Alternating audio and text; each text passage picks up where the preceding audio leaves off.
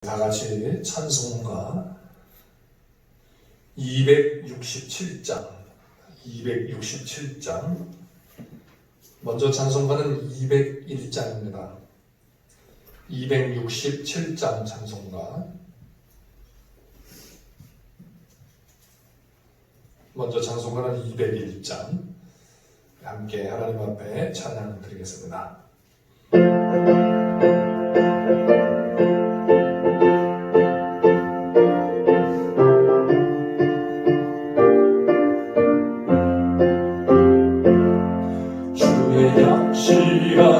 약속의 말씀 듣고 주만 믿으면 구원을 얻으리라. 할렐루야 할렐루야 내가 예수를 믿어 그의 흘리신 피로 내 죄 씻었네. 할렐루야 할렐루야 내가 예수를 믿어 그의 흘리신 피로 내 죄 씻었네. 나의 갈 길이 험하고 위험하나 항상 예수의 도우심 믿고 가네. 할렐루야 할렐루야 내가 예수를 믿어 그의 흘리신 피로 내 죄 씻었네. 할렐루야 할렐루야 내가 예수를 믿어 그의 흘리신 피로 내 죄 씻었네. 주의 보좌에 천사들 둘러서서 우리 구주를 높이어 찬양하네. 할렐루야 할렐루야 내가 예수를 믿어 그의 흘리신 피로 내 죄 씻었네. 할렐루야 할렐루야 내가 예수를 믿어 그의 흘리신 피로 내 죄 씻었네.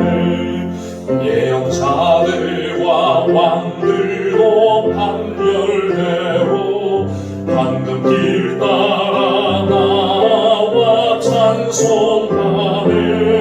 할렐루야 할렐루야 내가 예수를 믿어 그의 흘리신 피로 내 죄 씻었네. 할렐루야 내가 예수를 믿어 그의 흘리신 피로 내 죄 씻었네. 우리 모두 다 그 아들 뒤따르며 함께 즐거운 찬송을 부르리라. 할렐루야 할렐루야 내가 예수를 믿어 그의 흘리신 피로 내 죄 씻었네. 할렐루야 할렐루야 내가 예수를 믿어 그의 흘리신 피로 내 죄 씻었네. 아멘. 한 장 더 부르겠습니다. 370장 찬송합니다. 370장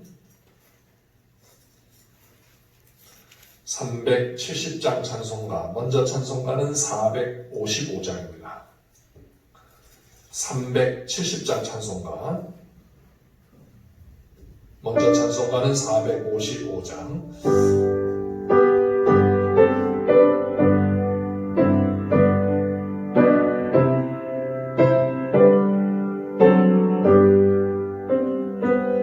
주 안에 있는 나에게 딴 근심이 있으랴. 십자가 밑에 나가 내 집을 구웠네. 주님을 찬송하면서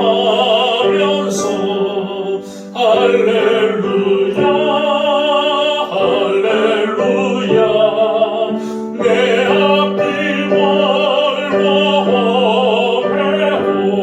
나 주님만 따라가리 그 두려움이 변하여 내 기도 되었고 전날의 한숨 변하여 내 노래 되었네 주님을 찬송하면서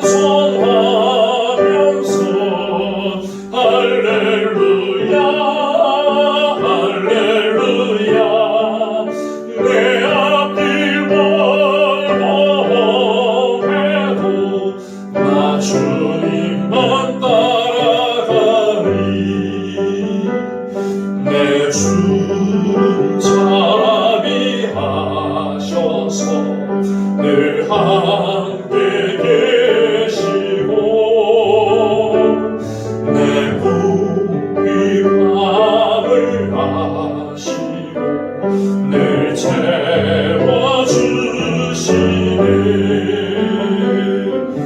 주님을 찬송하면서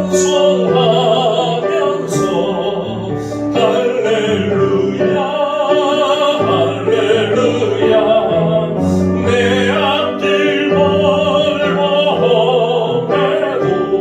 나 주님만 따라가리 내 주와 맺은 언약은 영불변하시니 그 나라 가기까지는 늘 보호하시네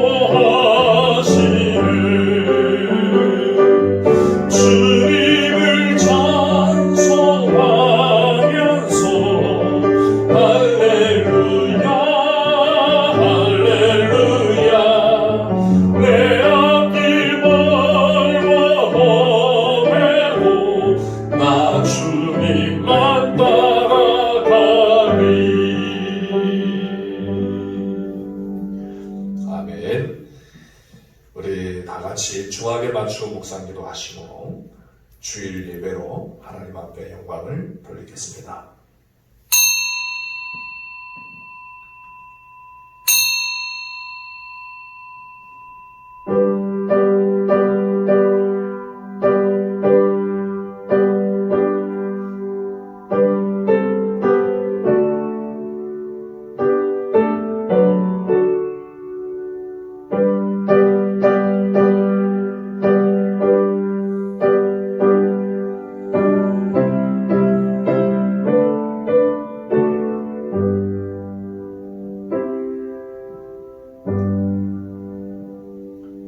그러므로 함께 하늘의 부르심을 받은 거룩한 형제들아, 우리가 믿는 도리의 사도이시며 대제사장이신 예수를 깊이 생각하라.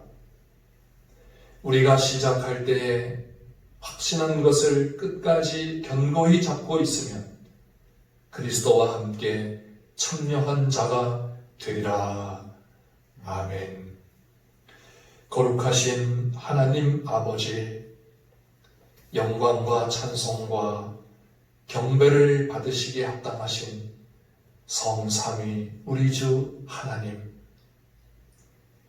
주님의 백성들이 거룩한 주의 날을 맞이하여 아버지 하나님 앞에 마음과 뜻과 정성을 다하여 영과 진리로 아버지께 예배를 드립니다. 하나님 아버지, 우리의 예배를 기뻐 받아 주시옵소서.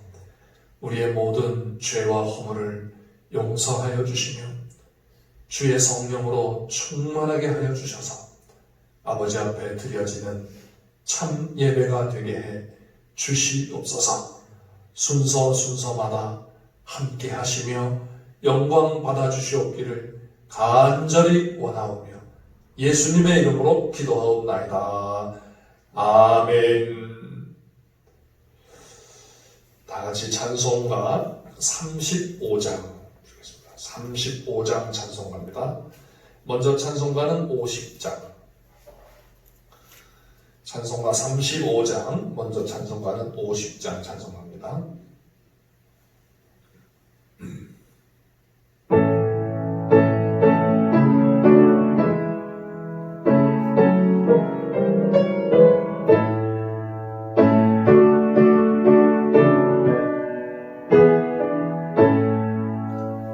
그 영화로신 주 이곳에 오셔서 이 어린 자들로 주 백성 삼으사 그 중에 항상 계시고 그 중에 항상 계시고 큰 영광 나타내소서. 이 백성 기도와 또 예물 드림이 향내와 같으니 곧 받으옵소서. 주 예수 크신 복음을 주 예수 크신 복음을 만 백성 듣게 하소서.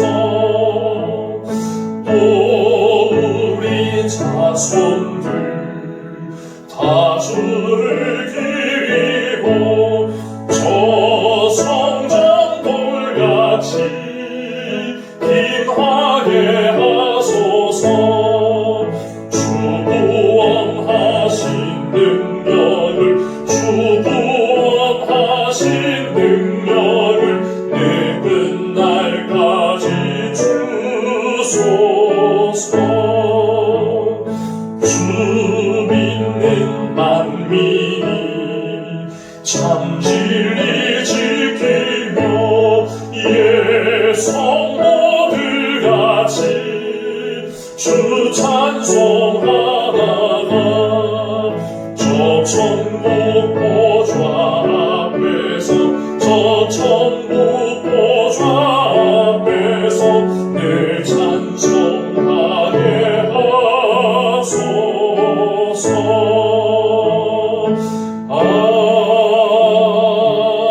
아멘. 사도신경 신앙 고백하겠습니다. 전능하사 천지를 만드신 하나님 아버지를 내가 믿사오며 그 외아들 우리 주 예수 그리스도를 믿사오니 이는 성령으로 잉태하사 동정녀 마리아에게 나시고 본디오 빌라도에게 고난을 받으사 십자가에 못 박혀 죽으시고 장사한 지 사흘 만에 죽은 자 가운데서 다시 살아나시며 하늘에 오르사 전능하신 하나님 우편에 앉아 계시다가 저리로서 산자와 죽은 자를 심판하러 오시리라. 성령을 믿사오며 거룩한 공회와 성도가 서로 교통하는 것과 죄를 사하여 주시는 것과 사는 것과 영원히 사는 것을 믿사옵나이다. 아멘. 교동문 제42번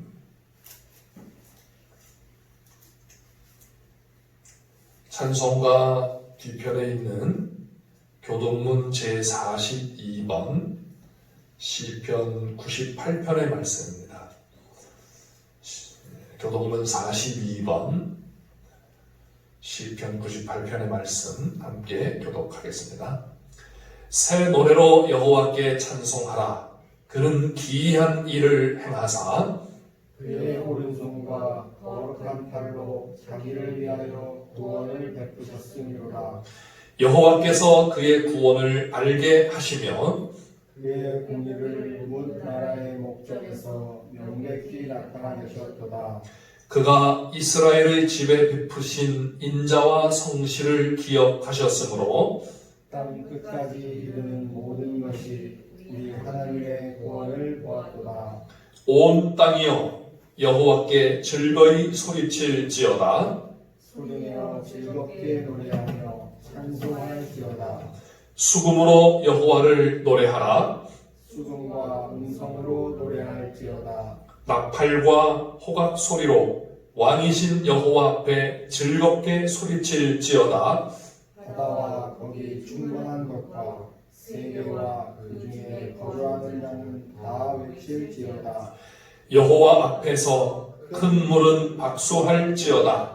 산악이 함께 즐겁게 노래할지어다. 아멘. 장세진 장로님 나오셔서 우리를 대표해서 기도하시겠습니다.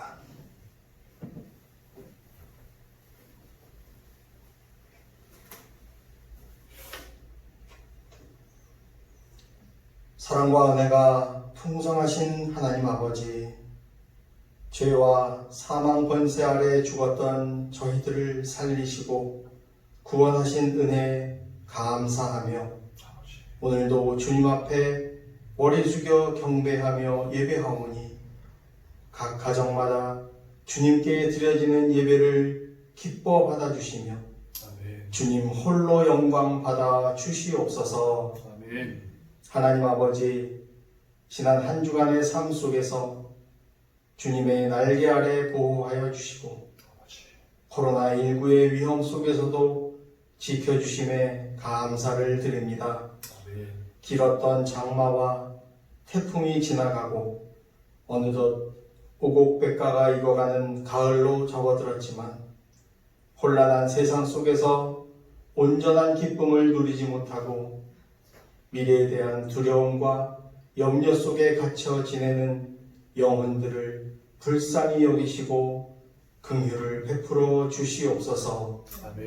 창조주 하나님 말씀 앞에서 우리들이 얼마나 나약하고 미천한 존재인지를 깨닫게 하시며 이 나라의 분열과 혼란이 우리의 욕심과 탐욕 때문은 아닌지 우리 자신의 삶을 먼저 되돌아보고 회개하는 귀한 시간 되게 하여 주시옵소서.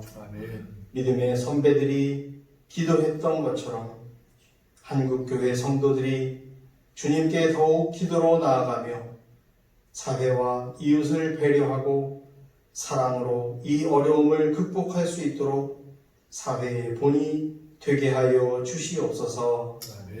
하나님 아버지, 이곳에 양서중앙교회를 세우시고 지금까지 은혜와 축복으로 함께하여 주심에 감사를 드립니다.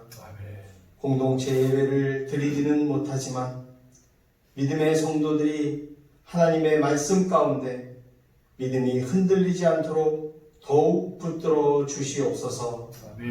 교회 증축하는 모든 과정 가운데 은혜로 인도하시고 함께하여 주신 하나님 아버지 감사합니다. 어려움 속에서도 오직 하나님 나라를 위한 충성으로 헌신하는 모든 분들에게 성령 충만함으로 함께하여 주시사 남은 공사 일정도 안전 가운데 지켜주시고 형통한 길로 인도하여 주시옵소서.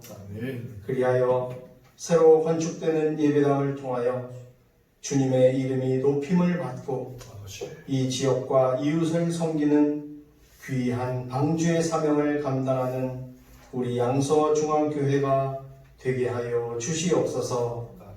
하나님 아버지, 어려움 가운데서도 하나님 나라와 교회와 예배 회복을 위하여 날마다 기도하며 성도들에게 생명의 말씀을 전하시는 담임 목사님을 붙들어 주시고 말씀을 깨닫는 지혜를 더하시기를 간절히 원합니다.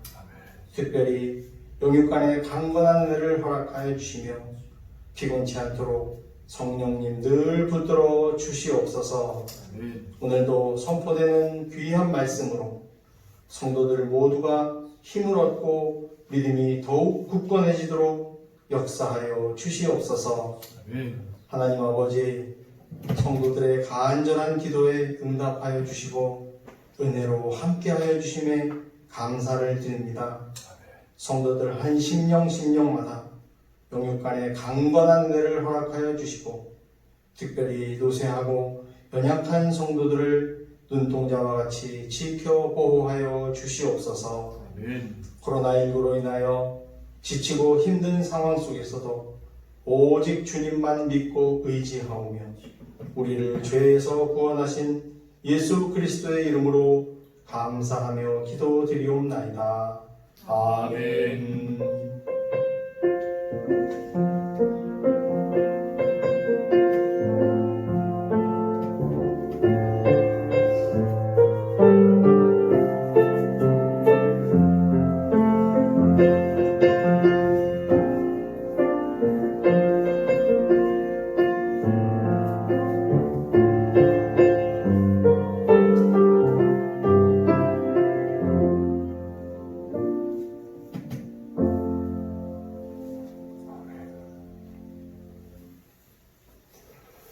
하나님의 말씀은 구약성경 창세기 47장에 있는 말씀입니다.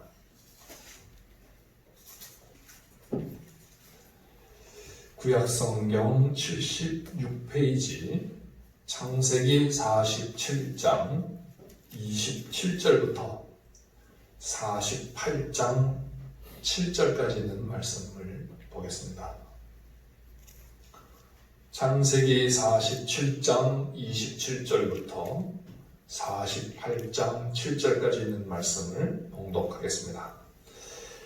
이스라엘 족속이 애굽 고센 땅에 거주하며 거기서 생업을 얻어 생육하고 번성하였더라. 야곱이 애굽 땅에 17년을 거주하였으니 그의 나이가 147세라. 이스라엘이 죽을 날이 가까우매 그의 아들 요셉을 불러 그에게 이르되 이제 내가 내게 은혜를 입었거든 청하노니 내 손을 내 허벅지 아래에 넣고 인애와 성실함으로 내게 행하여 애굽의 나를 장사하지 아니하도록 하라. 내가 조상들과 함께 눕거든 너는 나를 애굽에서 메어다가 조상의 묘지에 장사하라. 요셉이 이르되 내가 아버지의 말씀대로 행하리이다. 야곱이 또 이르되 내게 맹세하라 하매 그가 맹세하니 이스라엘이 침상머리에서 하나님께 경배하니라. 이 일 후에 어떤 사람이 요셉에게 말하기를 내 아버지가 병들었다 하므로 그가 곧 두 아들 므낫세와 에브라임과 함께 이르니 어떤 사람이 야곱에게 말하되 네 아들 요셉이 내게 왔다 하매 이스라엘이 힘을 내어 침상에 앉아 요셉에게 이르되 이전에 가나안 땅 루스에서 전능하신 하나님이 내게 나타나사 복을 주시며 내게 이르시되 내가 너로 생육하고 번성하게 하여 내게서 많은 백성이 나게 하고 내가 이 땅을 네 후손에게 주어 영원한 소유가 되게 하리라 하셨느니라. 내가 애굽으로 내려와서 네게 이르기 전에 애굽에서 내가 낳은 두 아들 에브라임과 므낫세는 내 것이라. 르우벤과 시므온처럼 내 것이 될 것이요 이들 후에 네 소생은 네 것이 될 것이며 그들의 유산은 그들의 형의 이름으로 함께 받으리라. 내게 대하여는 내가 이전에 받던 아람에서 올 때에 라헬이 나를 따르는 도중 가나안 땅에서 죽었는데 그것은 에브랏까지 길이 아직도 먼 곳이라. 내가 거기서 그를 에브랏 길에 장사하였느니라. 에브랏은 곧 베들레헴이라. 아멘. 한 번 더 기도하겠습니다. 하나님 아버지, 이렇게 날씨가 너무나도 쾌청하고 아름다운데 이 거룩하고 복된 날 주님의 백성들이 함께 모여 아버지 앞에 기쁨으로 예배하지 못하고 각각 가정에서 영상으로 하나님 앞에 예배하게 됨을 참으로 안타깝고 슬프게 생각합니다. 그러나 하나님 아버지 하나님의 선하신 뜻이 있으신 줄 믿습니다. 저희들 있는 자리에서 아버지 앞에 참으로 예배하는 저희들이 되게 하시고, 특별히 말씀 가운데 새 힘을 얻고 위로를 받으며 아버지 하나님의 뜻을 따르는 우리의 믿음이 북돋아지게 해 주시옵소서. 부족한 종을 붙들어 주시옵길 원하오며 예수님의 이름으로 기도하옵나이다. 아멘.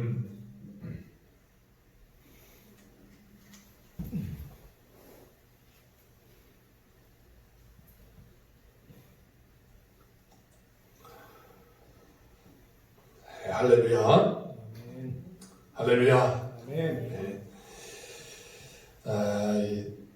좀 날씨도 너무나 좋고 하나님 앞에 나와 예배드리기에 너무 좋은 그런 날인데도 불구하고 이 코로나로 말미암아서 함께 모여 예배드리지 못하는 이 마음, 하나님께서 어쩌면 이러한 마음을 우리에게 소중하게 갖도록 하시는 것인지도 모르겠습니다. 어쨌든 우리 각 가정에서 하나님 앞에 예배하면서 오늘 말씀 속에서 큰 은혜가 있으시기를 주님의 이름으로 축원합니다.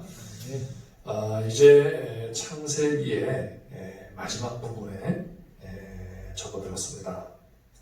창세기는 마지막 부분이 야곱의 이야기로 마무리를 하고 있습니다. 물론 요셉의 죽음으로 끝나고 야곱 이야기 속에 요셉 이야기가 많이 들어있지만은, 그런데 성경은 이것을 야곱의 이야기 안에 이렇게 넣고 있습니다. 그래서 오늘 말씀이 창세기에서 특히 야곱의 이야기에서 차지하는 그 비중이 굉장히 크다라고 이렇게 생각할 수 있겠습니다. 야곱이 죽음 앞에 섭니다. 죽음 앞에 누구든지 다 서야 되는데, 이 죽음이라고 하는 것, 어쩌면 모든 것이 끝나는 순간이죠. 그래서 많은 사람들이 죽음에 대하여 두려워하고 또 아예 생각조차 하기를 싫어하기도 합니다. 그리고 죽음에 가까이 이를수록 더 무엇인가에 집착을 하게 되고 더 갖고 싶어하고 더 욕심을 부리는 그런 사람들이 많이 있습니다. 반면에 어떤 사람들은 자신들의 삶의 무게를 견디지 못하고 극단적 선택을 하여서 모든 것을 끝내버리려고 하는 그런 모습들도 많이 나타납니다. 이처럼 죽음은 우리 인간에게 많은 것을 생각하게 하고 또 깨닫게 하고 내려놓게도 하고 반대로 더 애착을 갖게 하기도 합니다.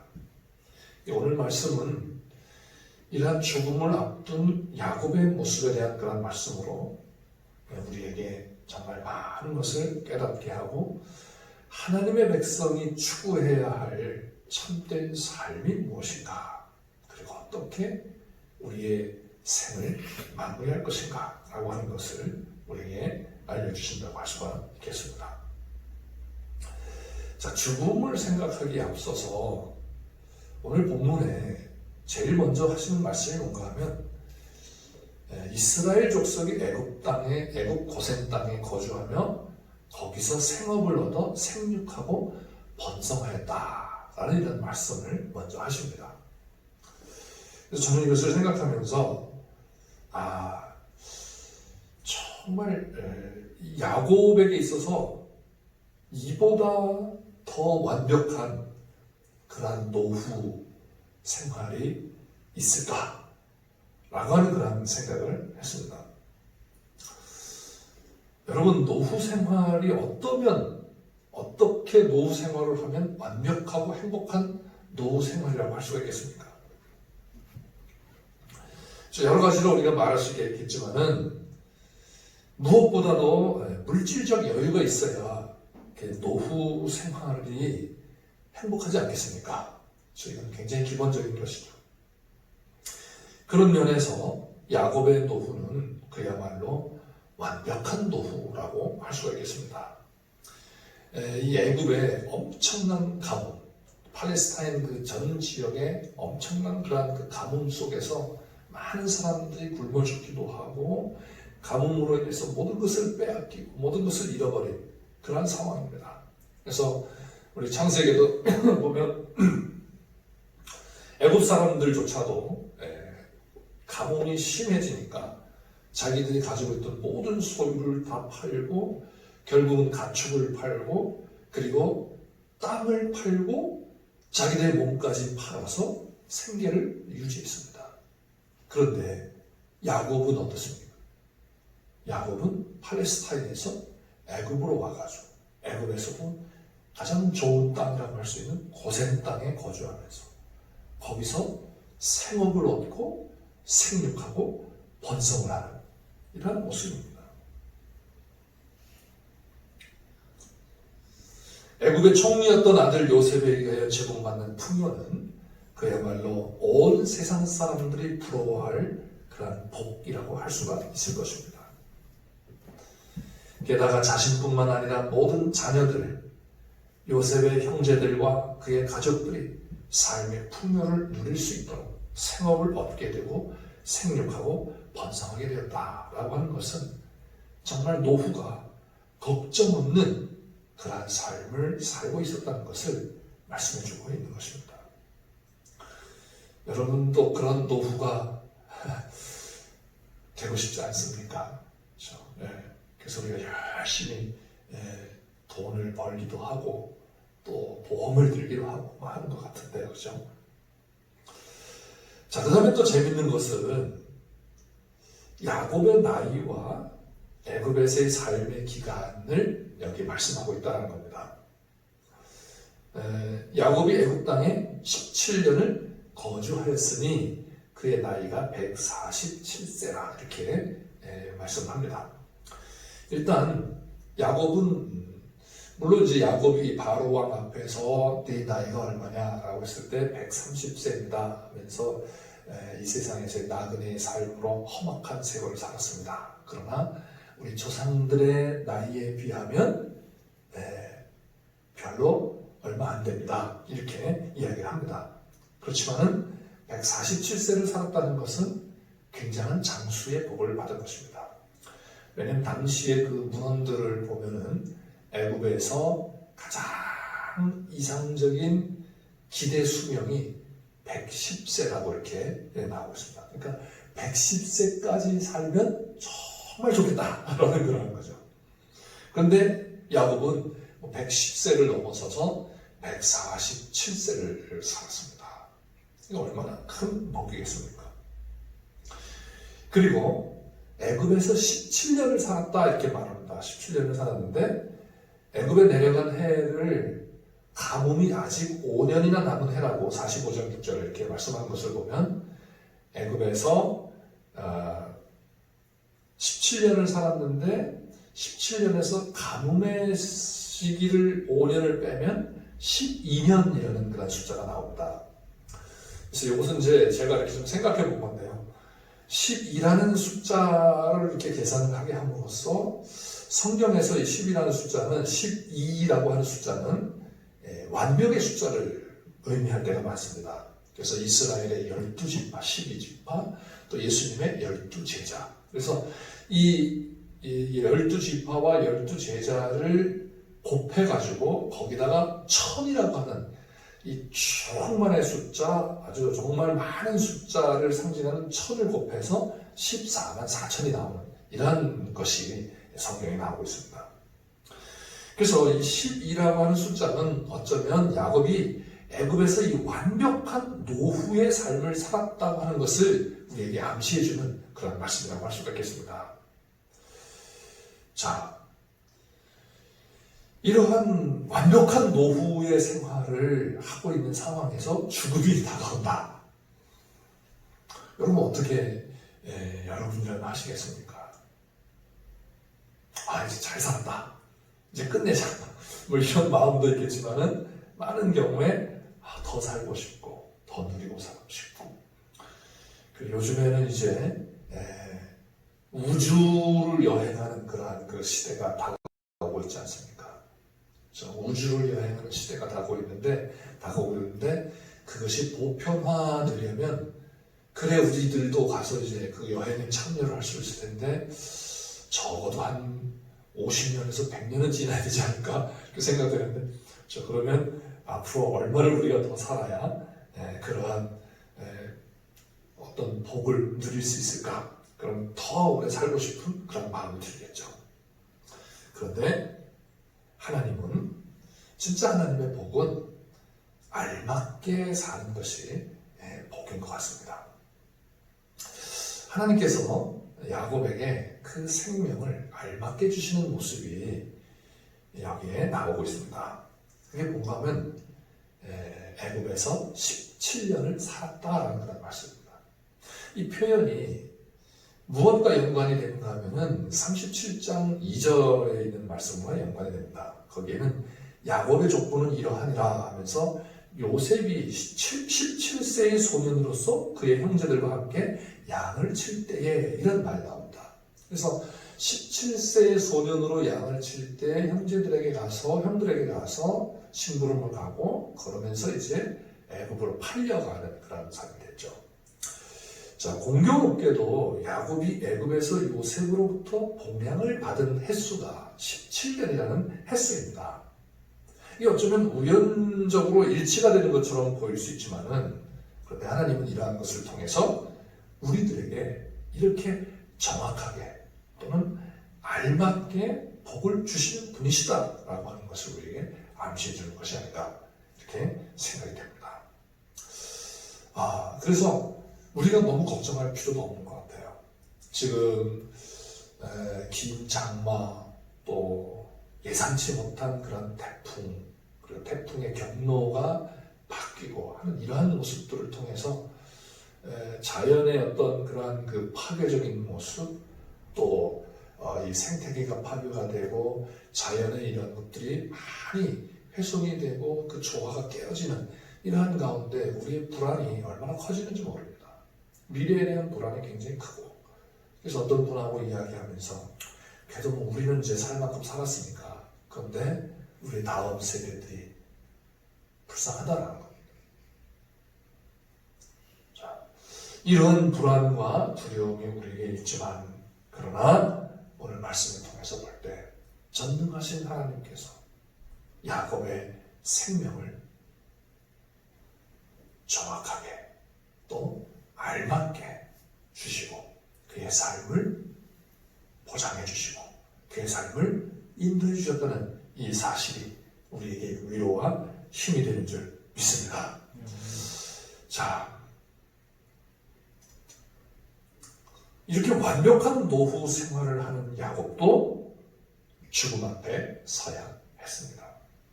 인생은 어떠한 사람도 예외 없이 죽음 앞에 서게 되기 때문입니다. 문제는 죽음 앞에 섰을 때 어떻게 그 죽음을 준비하며 받아들일 수 있느냐라는 것이죠. 이러한 질문에 대하여 죽음을 앞둔 야곱이 취한 행동은 우리에게 바른 답을 주고 있다는 것을 알 수 있습니다. 죽음을 앞둔 야곱은 제일 먼저 뭘 했는가 하면 요셉을 불렀습니다. 요셉을 불러서 요셉에게 청원을 합니다. 간절한 마음으로 그리고 강력하게 요청을 하는데 어떤 뭐 다른 축복이라든지 뭐 여러 가지 이런 것들 그런 것들보다 제일 먼저 요셉에게 간청을 합니다. 그건 뭔가 하면 자신이 죽으면 자신의 시신을 애굽 땅에다가 묻지 말고 가나안 땅 조상의 묘지에 장사해 달라는 것입니다. 이건 뭐 당연히 뭐 그렇게 하는 게 맞을 것 같지만은 근데 한번 우리 한번 생각을 해보면 그럼 지금 애굽 땅 여기 살고 있는 그 앞에서 말씀드린 것처럼 그 땅은 가나안 땅과 비교할 수 없는 그런 땅입니다. 가나안 땅은 비가 내려야만 농사를 지을 수 있는 그런 땅이고 목축을 할 수 있는 그런 땅입니다. 그리고 그 가나안 땅은 얼마나 위험한 땅인지 몰라요. 7 족속들이 살면서 그러면서 야곱이 가는 곳마다 위협을 받지 않았습니까? 블레셋 사람들에게 위협을 받고 또 여러 족속들에게 위협을 받고 그렇습니다. 그런 땅인데 이 고센 땅은 애굽이 지켜주고 있습니다. 바로 왕이 지켜주고 있고 자기의 아들 요셉이 총리가 되어서 지켜주고 있습니다. 자, 그러한 땅에서 뿌리를 받고 싶지 않은 사람이 누가 있겠습니까? 거기서 뿌리를 받고 자손 대대로 거기서 번성하면서 거기서 자기의 나라를 만들어가고 싶을 거 아니겠습니까? 그럼 우리가 이사를 가는 이유가 뭐가 있습니까?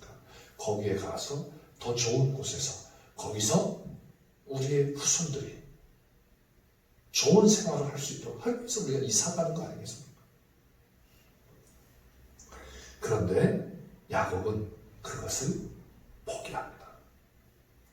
자, 이게 우리에게 주시는 오늘 본문에서 주시는 아주 중요한 메시지입니다. 이것을 요셉에게 자신의 허벅지 아래에 손을 넣고 맹세하게 합니다. 이러한 모습은 우리가 이미 아브라함 이야기에서 아브라함의 100세에 낳은 아들 이삭을 장가드리기 위해서, 그렇죠? 장가드리기 위해서 그 며느리를 택하여 오라고 하는데 자기 종 엘리에셀을 보냅니다. 그래서 엘리에셀을 보내면서 그 엘리에셀로 하여금 아브라함의 허벅지 아래에 손을 놓고 맹세하게 합니다. 넌 다른 여인을 구하지 말아라. 우리의 혈통 중에서. 자, 이것은 생명의 근원으로 맹세하게 하여서 생명을 건 맹세가 되게 하기 위한 것이라고 할 수 있습니다. 즉 아주 중대한 사항을 약속할 때 맹세로서 약속하는 방식이 이런 방식입니다. 그러므로 야곱은 그 요청을 자신의 생애에 매우 중대한 일로 여겼다는 것을 알 수가 있고 강력하게 이렇게 해주기를 요청하고 있다는 것을 이 맹세를 통해서 알 수가 있는 것입니다. 그렇죠? 왜냐하면 이 고센 땅은 아무리 좋은 땅이라 할지라도 그것은 약속의 땅이 아니기 때문입니다. 오히려 약속을 위협하고 약속을 따르지 못하도록 유혹하는 그러한 땅이라는 것입니다. 고센 땅은 애굽 땅 중에서도 아주 좋은 땅입니다.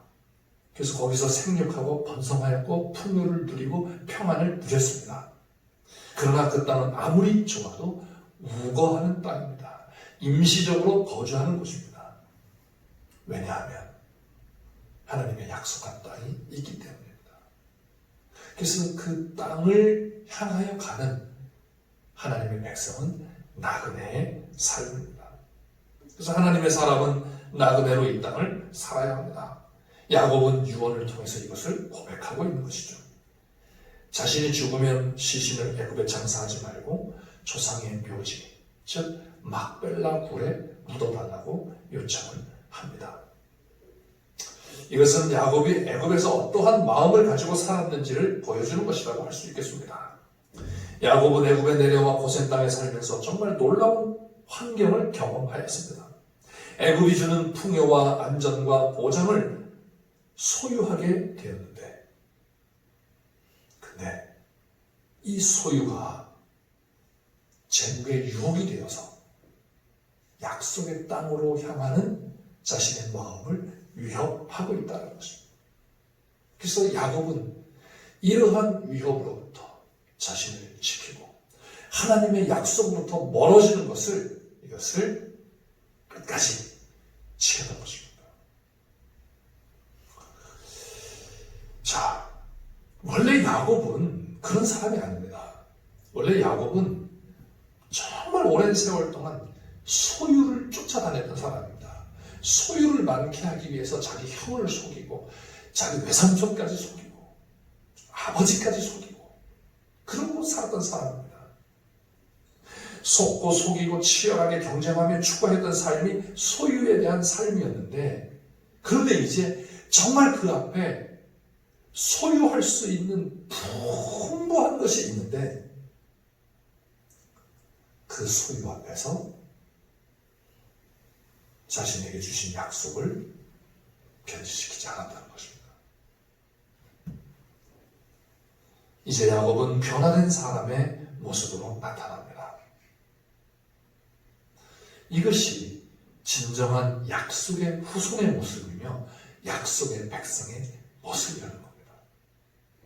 야곱은 자신의 죽음 앞에서 하나님의 백성이 어떤 사람이어야 하는가, 하나님의 백성의 모습은 어떤 모습이어야 하는가를 강력하게 메시지로서 보여주고 있는 것입니다. 우리 이걸 봐야 되겠죠. 이제 야곱은 이스라엘의 조상으로서, 실제적 조상으로서의 삶을 마감하는 자리에 있습니다. 그러한 야곱이 후손들에게 강력하게 요청하는 메시지가 바로 이것입니다. 고센 땅이 아무리 좋아 보여도 그 땅이 약속의 땅이 아니라 약속의 땅은 가나안 땅이라는 것을 분명하게 인식시키고자 했던 것입니다. 그래서 야곱뿐만 아니라 이스라엘의 모든 후손들이 다 잊지 말고 지켜야 할 약속이 있다라고 하는 것을 가르치고 있는 것이죠. 이러한 신앙을 우리는 나그네 신앙이라고 할 수가 있겠습니다. 그래서 우리가 나그네로서 사는 그런 삶을 사는 존재라는 것입니다.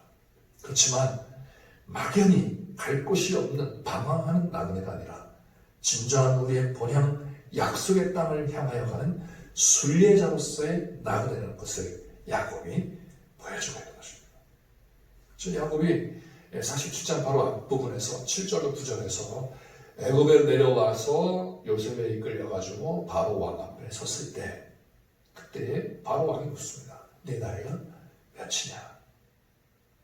그때 이렇게 대답을 합니다.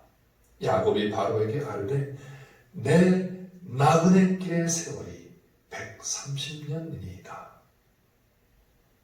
내가 내 나이가 얼마 못 되니 우리 조상의 나그네 길의 연조에 미치지 못하나 험악한 세월을 보내었나이다.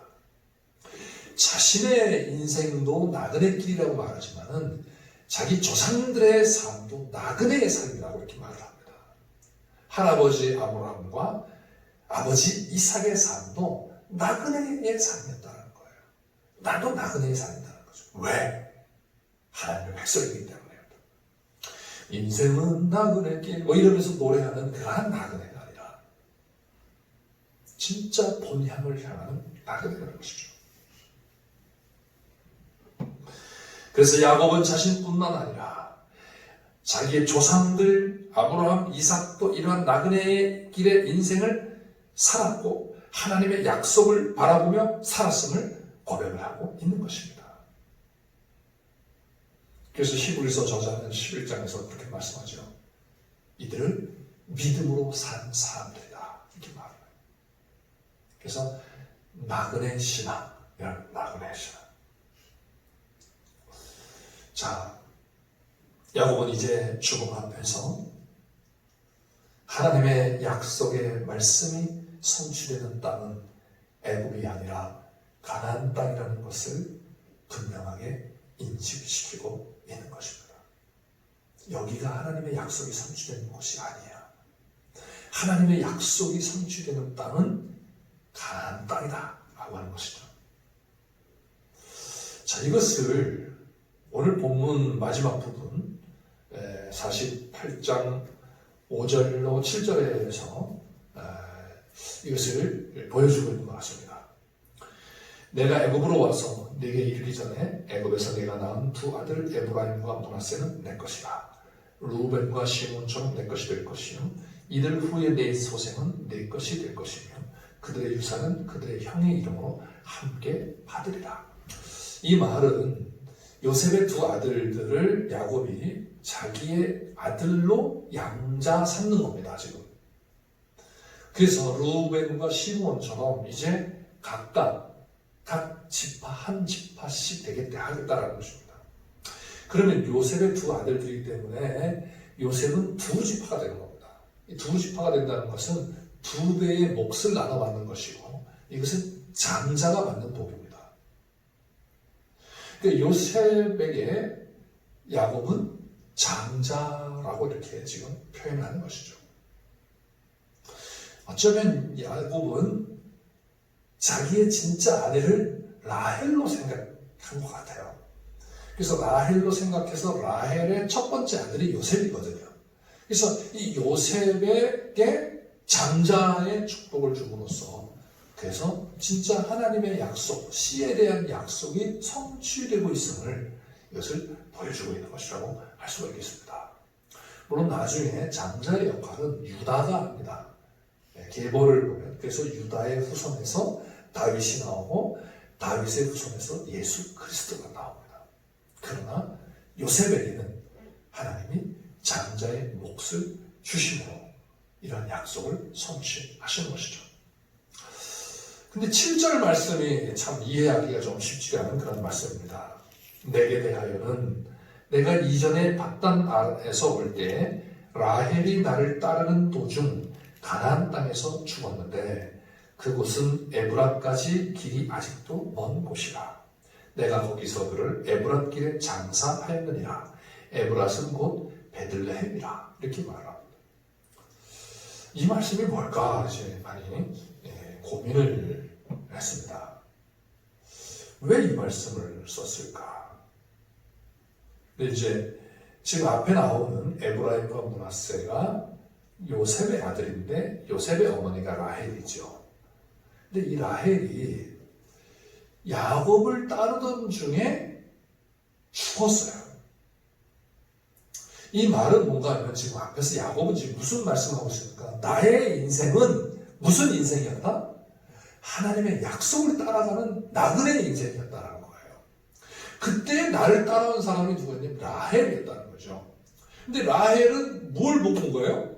야곱의 약속을, 야곱이 받은 약속을 보면서 온 거예요. 따라온 거예요. 그런데 그 약속이 이루어지는 것을 보지 못한 거예요. 뭐 때문에? 죽음 때문에. 그런데 라헬은 못 봤지만 누가 봤어요? 야곱이 봤습니다. 무엇을? 라헬의 아들 요셉을 통하여 두 아들이 나오고 그 두 아들에게 야곱이 자기 아들로 양자를 삼은 것을 이것을 지금 성취로 보고 있는 겁니다. 야곱이 봤다는 거예요. 하나님이 이것을 보게 하셨다는 거죠. 자, 이것은 계속해서 무엇과 연관할 수 있는가 하면은 죽음 앞에선 야곱이에요. 자, 야곱은 아직도 뭘 못 봤습니까? 이 12 아들들을 통하여서 이루어질 하나님 나라 백성을 못 보고 있는 겁니다. 왜? 이 시간적 한계 때문에. 그런데 누구를 통해서 이것을 볼 수 있는가 하면 라헬이라고 하는 사람을 통해서 볼 수 있다는 거예요. 라헬이 이것을 못 보고 죽었지만은 이것이 이루어졌다는 겁니다. 그럼 내가 지금 죽고서 못 본다 할지라도 누가 이루실 것이다? 하나님이 이루실 것이다라는 확신입니다. 할렐루야. 네. 자, 라헬은 죽었지만 하나님의 약속은 성취되었습니다. 이제 야곱 자신은 라헬처럼 하나님의 약속을 따라가다가 죽게 되지만 죽음이 하나님의 약속을 무효화시키는 것이 아니라 여호와 하나님의 약속은 반드시 성취될 것이니 그 약속의 성취의 땅인 가나안 땅. 그게 어디서 이루어지는가? 애굽에서 이루어지지 않고 가나안 땅에서 이루어진다는 거예요. 그래서 그 가나안 땅 조상의 묘지에 장사하여 죽어서조차라도 약속의 땅에서 약속의 백성들과 함께 하겠다라는 고백이라는 겁니다. 할렐루야. 야곱의 믿음이 얼마나 큰 믿음입니까? 자, 이 말씀을 통해서 우리에게 이 메시지를 주시는 거예요. 사람들은 죽음이라고 하는 것이 끝이다라고 하는 생각을 갖게 합니다. 그래서 얼마나 많은 사람들이 자기가 해결할 수 없는 그 문제 때문에 죽음으로써 끝을 맺고 그 문제를 해결하는 사람들이 얼마나 많습니까? 근데 이것이 우리가 세상적으로 볼 때, 세상적으로 볼 때는 그게 끝난 것 같고 해결된 것 같지만, 그러나 하나님의 나라 관점에서 볼 때에는 너무 잘못된 그런 방식이라는 것을 우리가 알 수가 있습니다. 그래서 우리가 병으로 말미암아서 자기의 생명을 스스로 끊는 그런 사람들이 있는데 그건 너무 안타까운 일이고, 근데 이 해결할 수 없는 문제 때문에 자기의 목숨을 끊는 것은 우리 그리스도인에게 있어서는 절대로 있어서는 안 될 그런 일이라고 할 수가 있겠습니다. 왜? 하나님이 함께 하시기 때문입니다. 자, 이것을 야곱은 자신의 그 회상하는 말씀 속에서 그 근거를 대고 있습니다. 왜 이렇게 집요하게 가나안 땅을 추구하느냐? 막연히 가나안 땅이 좋아서가 아닙니다. 가나안 땅에서 태어났기 때문에 고향으로 돌아가고 싶은 그런 마음이 아닙니다. 오히려 애굽이 더 좋은 땅일 수 있습니다. 가나안 땅 거기에서 야곱이 얼마나 많은 고생을 했습니까? 그 땅에 얼마나 많은 위험이 도사리고 있습니까? 그러나 그곳은 여호와 하나님께서 말씀으로 약속하신 땅이기 때문에 그토록 그 땅을 선호하고 있는 것입니다. 야곱은 지난 날들을 회상합니다. 즐거웠던 일, 행복했던 일, 아쉬웠던 일, 안타까웠던 일, 많은 것을 회상할 수가 있겠지만, 그런데 야곱은 딱 한 가지를 이야기합니다. 그 바로 베델에서 있었던 경험입니다. 여기서는 루스라고 이렇게 나오는데, 이 루스는 베델을 말하는 것이죠. 3절 4절에 보면 요셉에게 이르되 이전에 가나안 땅 루스에서 전능하신 하나님이 내게 나타나사 복을 주시며 내게 이르시되 내가 너로 생육하고 번성하게 내게서 많은 백성이 나게 하고 내가 이 땅에 네 후손에게 주어 영원한 소유가 되게 하리라 하셨느니라. 형 에서를 피하여 바단 아람으로 가던 도중에 들판에서 홀로 밤을 지내며 잠들었을 때 나타나셔서 말씀하시고 약속하셨던 하나님을 회상하는 것입니다. 혈혈 단신 아무것도 의지할 자 없이 허허벌판에 던져진 야곱을 찾아오셔서 할아버지 아브라함과 아버지 이삭에게 약속하셨던 말씀을 주셨던 밤입니다. 야곱은 이 밤을 잊을 수가 없죠. 그런데 야곱은 이 밤을 잊어버렸습니다. 어디서? 바단 아람에서. 치열한 경쟁과 분주함 속에서 잊어버렸습니다. 근데 그때에도 자신을 결코 잊지 아니하시고 함께 하신 하나님께서 나타나셔서 말씀해 주셨습니다.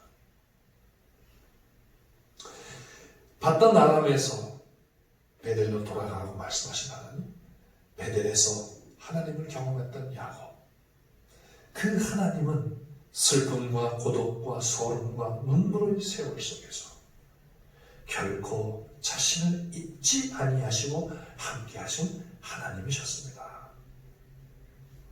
그래서 이제 죽음을 앞둔 야곱은 애굽의 제국이 주는 풍요와 안전 속에서 결코 이 날을, 이 약속의 말씀을 잊지 않았다는 것입니다. 그래서 이것을 말합니다. 여러분, 이걸 참 잊지 않고 기억한다는 거 쉽지 않습니다. 우리가 하나님 말씀 듣고서 문만 열고 나가도 금방 잊어버리는데, 잊지 못할 하나님에 대한 체험이 우리에게 있어야 됩니다. 그래서 우리가 죽음 앞에 섰을 때에도 그 말씀을 가지고 담대하게 우리의 자손들에게 하나님이 어떤 분이신지, 하나님의 나라가 어떤 나라인지, 내가 그 나라를 위해서 어떻게 살았는지, 그리고 죽음 이후에 하나님의 나라를 내가 어떻게 바라보는지 말할 수 있는 거 아니겠습니까?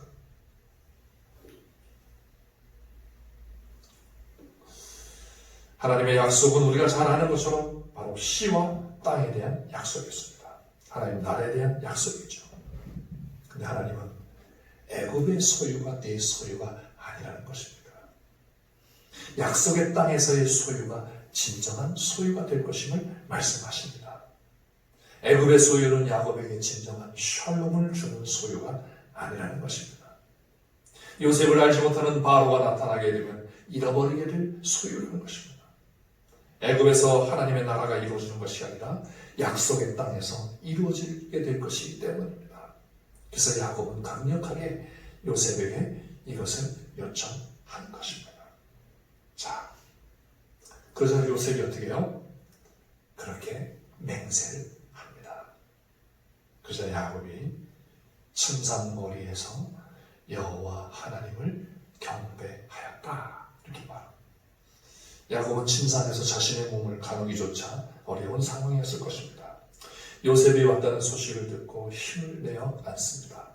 그리고 요셉으로 하여금 자신의 장례를 맹세하게 하고 요셉이 그렇게 할 것을 맹세하자 침상머리에서 하나님께 경배합니다. 야곱이 얼마나 하나님을 경외하는 사람이었는지를 보여주는 단적인 모습이라고 할 수가 있겠습니다. 야곱은 자신의 삶을 마무리하면서 여호와 하나님께 경배를 드립니다. 이것은 자신의 모든 삶이 여호와 하나님 앞에서 이루어졌음을 고백하는 것이라고 할 수가 있겠습니다. 자신의 존재와 삶과 생애가 모두 여호와 하나님께 속해 있음을 고백하는 것이라고 할 수가 있겠습니다. 사랑하는 성도 여러분, 인생은 누구나 예외 없이 인생의 마지막에 서게 됩니다. 세월을 막을 수 없고 다가오는 죽음의 시간을 막을 수가 없습니다. 대부분의 사람들은 노후를 소소한 일들과 여가와 유흥으로 보내기를 원합니다. 그동안 내가 수고했기 때문에 마땅히 그러한 보상적인 차원에서 이러한 삶을 살고 싶어 할 것입니다. 그렇지만 그것도 지나면 허무한 것이 될 것입니다. 그래서 하나님의 백성들은 이러한 생각과는 다른 그러한 생각과 신앙을 가지고 노후를 살아야 하고 죽음을 맞이해야 할 것입니다. 즉, 나의 노후와 죽음을 통해서 어떠한 메시지를 나의 후손들과 공동체에게 남길 것이냐라는 것이죠. 이 생각을 해야 된다는 거예요. 그것은 내가 얼마나 하나님의 약속의 말씀을 붙들고 살아왔으며 얼마나 하나님 나라에 대한 소망을 가지고 있는가, 이것을 남길 수 있어야 된다는 것이죠.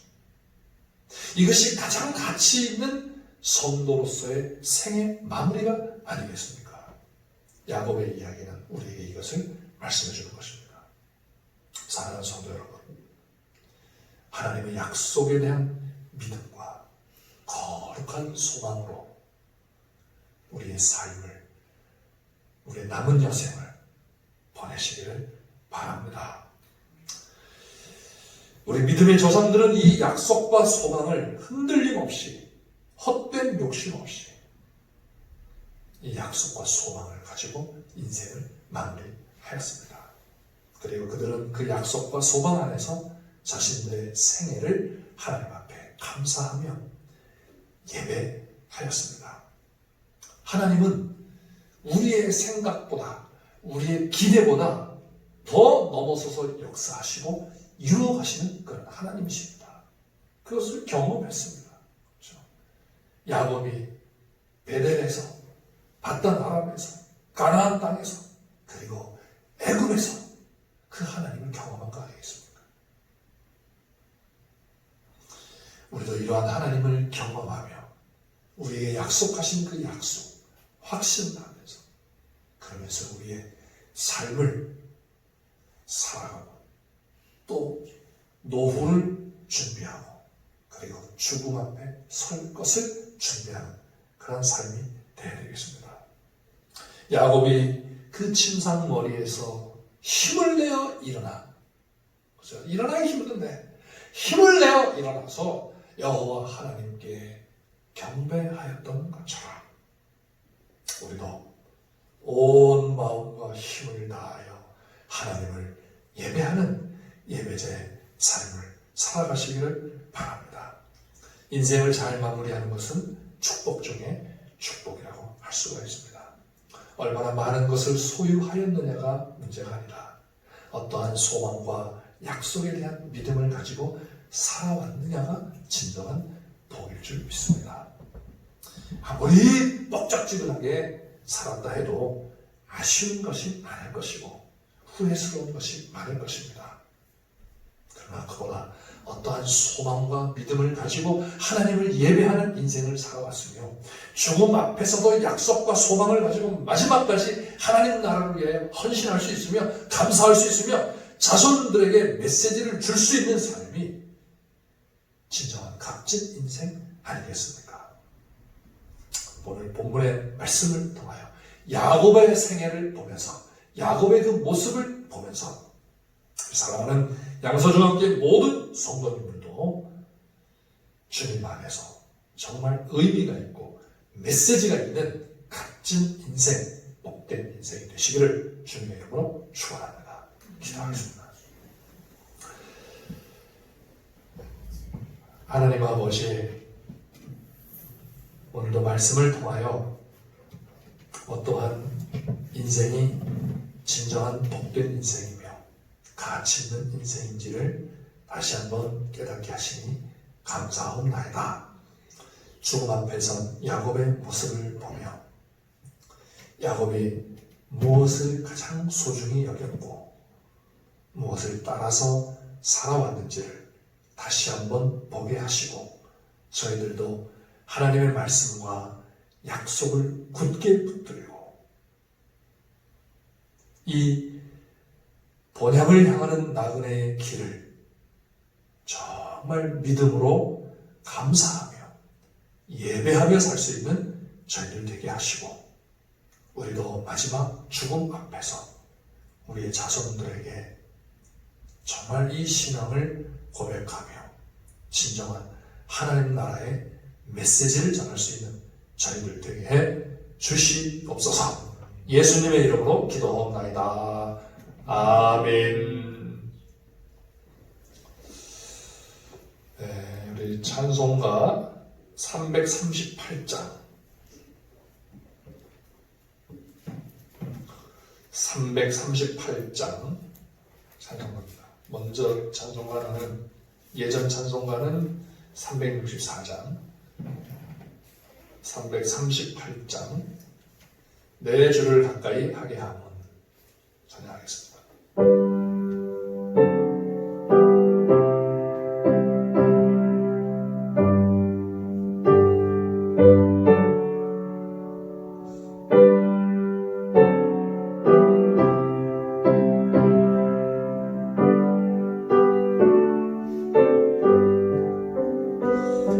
내 주를 가까이 하게 함은 십자가 짐 같은 고생이나 내 인생 소원을 늘 찬송하면서 주께 더 나아가기 원합니다. 내 고생하는 것 옛 양오리 돌베개 메고자 갔습니다. 꿈에 어서니 늘 찬송하면서 주께 더 나아가기 원합니다. 천성에 가는 길 험하여도 생명길 되나니 은혜로다. 천사를 부르니 늘 찬송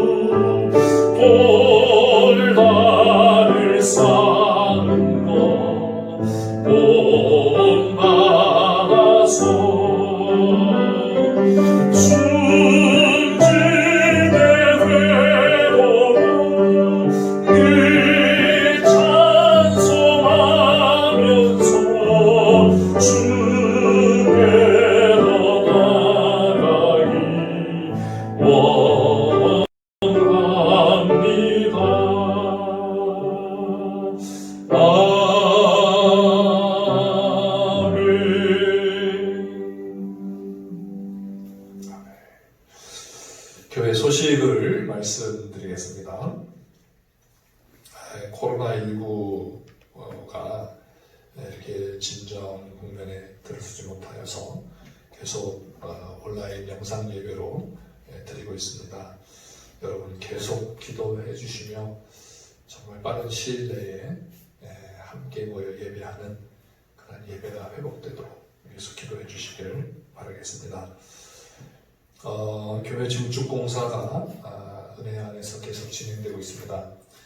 판넬 작업이 계속되고 있는데 아마 다음 주 정도에는 판넬 작업이 어느 정도 끝나지 않을까 이렇게 생각이 듭니다. 여러분 공사를 위해서 또 안전사고와 또 필요한 것들을 하나님께서 채워주시기를 위해서 기도해 주시고 또 공사하는 분들에게 능력과 또 재능을 주시고 건강을 주셔서 잘 할 수 있도록 여러분 위해서 기도해 주시기를 바랍니다.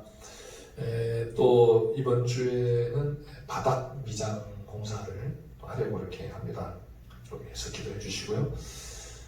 교회 증축 공사를 위해서 우리가 계속 기도하다가 코로나 때문에 개인 기도를 저녁 기도를 못했었는데 이번 주부터는 8시부터 9시까지 이렇게 개인적으로 오셔서 기도하는 건 괜찮을 것 같습니다. 그래서 꼭 함께 기도해 주시면 고맙겠습니다.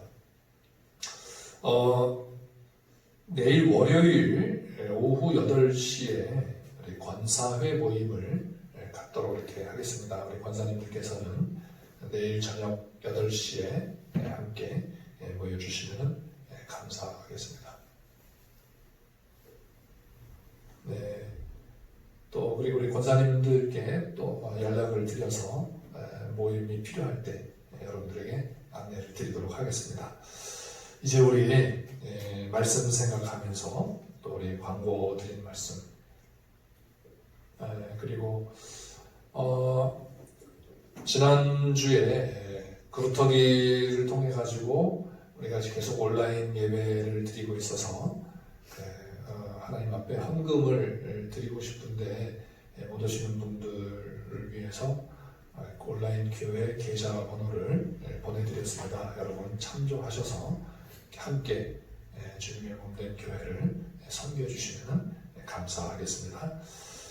이제 우리 말씀과 또 광고한 내용을 가지고 하나님 앞에 함께 기도하고 또 어려움을 겪고 있는 그러한 많은 사람들 또 우리 교회 성도들 가운데 연약한 성도들 또 치유가 필요한 그런 성도들 또 성도님들의 생업을 위해서 우리 함께 기도하시고 제가 헌금 기도한 후에 축도로 예배를 마치도록 하겠습니다. 하나님 아버지 오늘도 저희들 아버지 하나님 앞에 나와 아버지께 예배하며 또 말씀 안에서 깨달음을 얻고 다시금 하나님 앞에 우리의 믿음을 다잡아 볼 수 있게 하시니 감사하옵나이다. 하나님 아버지 흔들리기 쉬운 이 시대에 많은 것들이 우리를 유혹하고 또 위협하고 불안과 두려움이 우리에게 엄습했지만 주여 저희를 흔들리지 않는 아버지 하나님의 진리의 말씀 약속의 말씀을 붙들고 담대하게 믿음으로 승리해 나가는 저희들 되게 주시옵소서. 하나님 아버지 간절히 원합니다. 우리 양서중앙교회 예배당 증축 공사를 허락하게 하여 주시고 아버지 지금까지 진행하게 하시고 감사합니다. 하나님 아버지 하나님께서 눈동자와 같이 지켜주시고 인도하여 주시고 아버지 하나님 앞에 영광이 되는 동사가 되게 하여 주시고 아버지 저희들에게 큰 은혜와 복이 되게 하여 주시고 그래 하시고 우리의 믿음의 고백이 되게 하여 주시고 또 온 이웃에게 아버지 하나님 복이 될 수 있는 이 증축 공사가 되게 주시옵소서. 하나님 아버지 안전하게 지켜주시고 또 모든 일꾼들에게 지혜와 능력을 주셔서 잘 지어갈 수 있도록 주시옵소서. 하나님 아버지 또 증축 공사에 필요한 모든 물질들 필요한 것들을 채워주시고 인력들을 하나님께서 채워주셔서 아버지 하나님 앞에 기쁨으로 공사